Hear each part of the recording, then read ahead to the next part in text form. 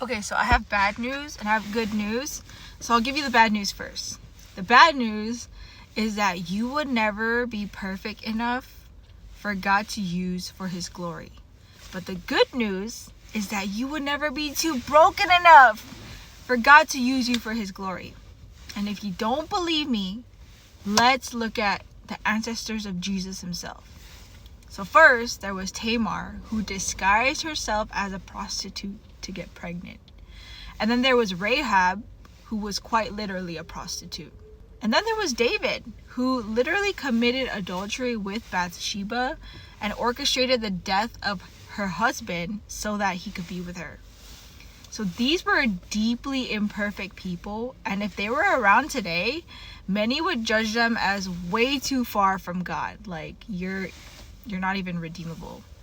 But this is how intentional God is. He could have used anyone in the world to bring his holiness into human form, but he chose to use broken individuals and intentionally weave them into his story.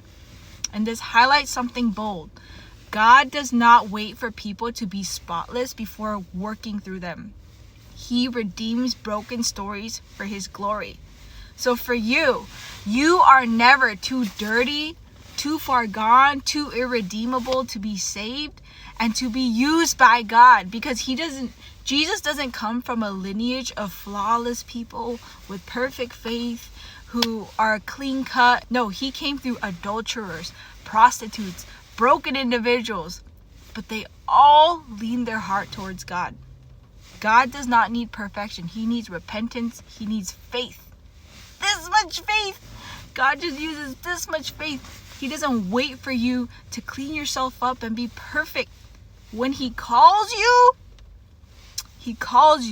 and then he cleans you, and then he works through you. God does not call the qualified. He qualifies the called. It just takes obedience, surrender, and a willingness, even though it's this much. Don't let the voices tell you you're not good enough, you're not perfect enough. Why would he use you? Why would he use anyone that he did choose to bring himself into human form? God uses the broken, and he can use you.